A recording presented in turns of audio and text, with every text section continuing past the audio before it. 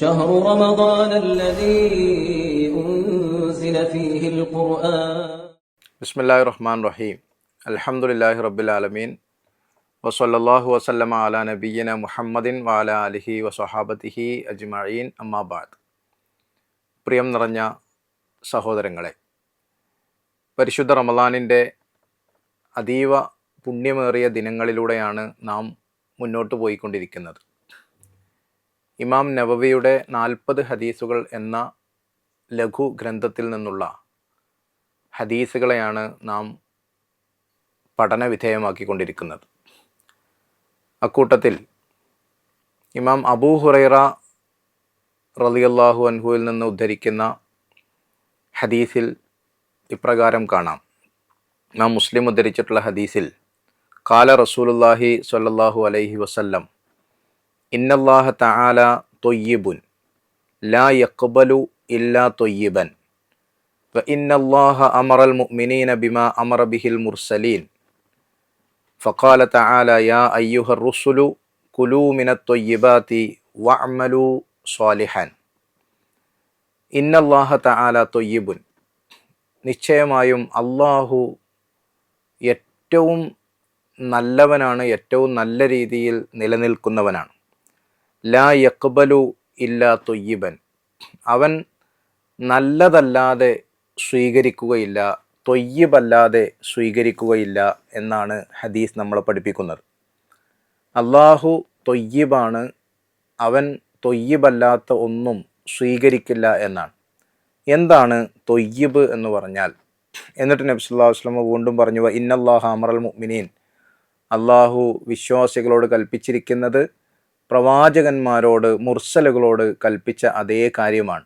എന്നിട്ട് വിശുദ്ധ ഖുർആനിൽ ഒരായത്ത് അവിടുന്ന് ഓതുകയുണ്ടായി, യാ അയ്യുഹർ റുസുൽ കുലൂ മിനത് ത്വയ്യിബാതി വഅമലൂ സ്വാലിഹൻ, അല്ലയോ പ്രവാചകന്മാരെ, നിങ്ങൾ ത്വയ്യിബായത് ഭക്ഷിക്കണം, വഅമലൂ സ്വാലിഹൻ, ഏറ്റവും നല്ല സൽക്കർമ്മങ്ങൾ നിങ്ങൾ പ്രവർത്തിക്കുകയും വേണം. ത്വയ്യിബായത് ഭക്ഷിക്കണം എന്നാണ് പ്രവാചകന്മാരോട് പറഞ്ഞത്.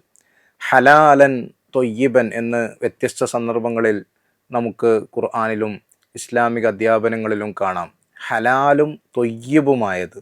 ഇപ്പം ഹലാൽ എന്ന് പറഞ്ഞാൽ പൊതുവെ എല്ലാവർക്കും അറിയാവുന്ന ഒരു കാറ്റഗറിയാണ്. ഇസ്ലാമികമായ നിയമങ്ങൾ പാലിച്ച്, അതല്ലെങ്കിൽ അള്ളാഹുവും റസൂലും പറഞ്ഞ രീതിയിൽ ഹറാമല്ലാത്ത അനുവദനീയമായ രീതിയിൽ നേടിയെടുത്ത സമ്പത്ത്, അനുവദനീയമായ രീതിയിൽ അറുത്ത മാംസം, അനുവദനീയമായ രീതിയിൽ തയ്യാറാക്കിയ, ഏറ്റവും വിശിഷ്ടമായ രീതിയിൽ തയ്യാറാക്കിയ ഭക്ഷണം, ഇതിനൊക്കെയാണ് പൊതുവെ ഹലാൽ, അല്ലെങ്കിൽ ആ സംസ്കരണ പ്രോസസ്സ് ഏറ്റവും ശരിയായ രീതിയിൽ നിർവഹിച്ചതിനെയാണ് ഹലാൽ എന്ന് പൊതുവെ നമ്മൾ മനസ്സിലാക്കി പോരുകയും അറിഞ്ഞു വെക്കുകയും ചെയ്യുന്നത്. എന്നാൽ അതിനേക്കാൾ കൂടുതൽ ഒരു പടി മുന്നിൽ കടന്ന, അതിനേക്കാൾ ഒരു പടി മുകളിലുള്ള കാര്യമാണ് ത്വയ്യിബായത് എന്ന്. ഹലാലായ ഭക്ഷണം തന്നെ ത്വയ്യിബായി മാറണമെന്നുണ്ടെങ്കിൽ അത് നേടിയെടുത്ത, അതിന് അധ്വാനിച്ച രീതി അതുകൂടി ഹലാലാവണം. മാർഗം ഹലാലായ, ഉദാഹരണം പറഞ്ഞാൽ അരി അല്ലെങ്കിൽ അരി കൊണ്ടുണ്ടാക്കുന്ന ഒരു ഭക്ഷണം ഹലാലാണ്, ചോറ് എപ്പോൾ ഹലാലാണ്, അതിനകത്ത് ഹറാമിൻ്റെ ഒരു ഘടകം ആ അരി എന്നതിലോ ഭക്ഷണം എന്നതിലോ വരുന്നില്ല. എന്നാൽ ത്വയ്യിബായി മാറണമെന്നുണ്ടെങ്കിൽ, ഹലാലും ത്വയ്യിബുമായി മാറണമെന്നുണ്ടെങ്കിൽ അത് നേടിയെടുത്ത ആ അരി അല്ലെങ്കിൽ ആ ഭക്ഷണം നേടിയെടുത്ത രീതി, അതുകൂടി ആ വഴി കൂടി ഏറ്റവും വിശുദ്ധമായ വഴിയായി തീരുമ്പോഴാണ് അത് ത്വയ്യിബായി മാറുക. അവിടെ ഒരു ഹറാമിൻ്റെ കലർപ്പ് പോലും ഇല്ലാത്ത രീതിയിൽ ഏറ്റവും മാന്യമായി അധ്വാനിച്ച് നല്ല ലാഭത്തിലൂടെ നേടിയെടുത്ത ഭക്ഷണമാകുമ്പോൾ അത് ത്വയ്യിബ് എന്ന കാറ്റഗറിയിലേക്ക് കൂടി ഹലാലുമാണ്, അതോടൊപ്പം അത് ത്വയ്യിബായി മാറുകയും ചെയ്യുന്നു എന്ന അവസ്ഥയിലേക്ക് വരികയാണ്. അങ്ങനെ ഏറ്റവും വിശുദ്ധമായ ഭക്ഷണമാണ്, ഏറ്റവും വിശുദ്ധമായ രീതിയിലുള്ള കർമ്മങ്ങളാണ് നിങ്ങൾ നിർവഹിക്കേണ്ടത്, അതാണ് അള്ളാഹു സ്വീകരിക്കുക എന്ന് ഈ ഹദീസിൻ്റെ ആദ്യ ഭാഗം നമ്മൾ പഠിപ്പിക്കുന്നു. എന്നിട്ട് ഹദീസ് തുടരുകയാണ്. സുമ്മ ദക്കർ റജുൽ, എന്നിട്ട് നബി ഒരു മനുഷ്യനെ കുറിച്ച് പറഞ്ഞു, യുതീലു സഫർ, അയാൾ സുദീർഘമായി യാത്ര ചെയ്ത് വന്നിരിക്കുകയാണ്. അഷ്ഖസ് അക്ബർ, മരുഭൂമിയിലൂടെ യാത്ര ചെയ്തത് കൊണ്ട് തന്നെ അയാളുടെ മുഖം വിവർണമായിട്ടുണ്ട്, അയാളുടെ മുടിപടലങ്ങൾ ജഡ പുരണ്ടതായി മാറിയിട്ടുണ്ട്. യമുദ്ദു യദൈഹി, അങ്ങനെ വിഷമം സഹിച്ച് ത്യാഗം സഹിച്ച് ദീർഘമായി യാത്ര ചെയ്ത് എത്തിയ ഒരാൾ യമുദ്ദു യദൈഹി ഇലസ്സമ, ആകാശത്തേക്ക് കൈ ഉയർത്തി പ്രാർത്ഥിക്കുകയാണ് യാ റബ്ബ് യാ റബ്ബ് എന്ന്, എൻ്റെ റബ്ബേ എൻ്റെ റബ്ബേ എന്നയാൾ പ്രാർത്ഥിച്ചുകൊണ്ടേയിരിക്കുന്നു. പക്ഷേ നബി സല്ലല്ലാഹു അലൈഹി വസല്ലം പറഞ്ഞ ഗൗരവതരമായ ഒരു കാര്യം, വമത്അമുഹു ഹറാം വമശ്റബുഹു ഹറാം വമൽബസുഹു ഹറാം വഗുദിയ ബിൽ ഹറാം ഫഅന്നാ യുസ്തജാബു ലഹു. ഇങ്ങനെ ജീവിതത്തിൻ്റെ ക്ലേശം പിടിച്ച അടയാളങ്ങളെല്ലാം ഉള്ള, ഏറെ ബുദ്ധിമുട്ട് സഹിച്ചിട്ടുണ്ട് എന്ന് തോന്നുന്ന അയാൾ പ്രാർത്ഥിക്കുമ്പോൾ ഫഅന്നാ യുസ്തജാബു ലഹു, അള്ളാഹു അയാളുടെ പ്രാർത്ഥനയ്ക്ക് എങ്ങനെയാണ് ഉത്തരം നൽകുക എന്ന് നബി ചോദിക്കുന്നു. എങ്ങനെ അള്ളാഹു ഉത്തരം നൽകും? അപ്പോൾ നമുക്കൊരു പ്രയാസം തോന്നും, പടച്ചവൻ എങ്ങനെയാണ് ഇത്രയും പ്രയാസപ്പെട്ട് പ്രാർത്ഥിച്ചിട്ടും ഒരാൾക്ക് ഉത്തരം നൽകാതിരിക്കുന്നത്?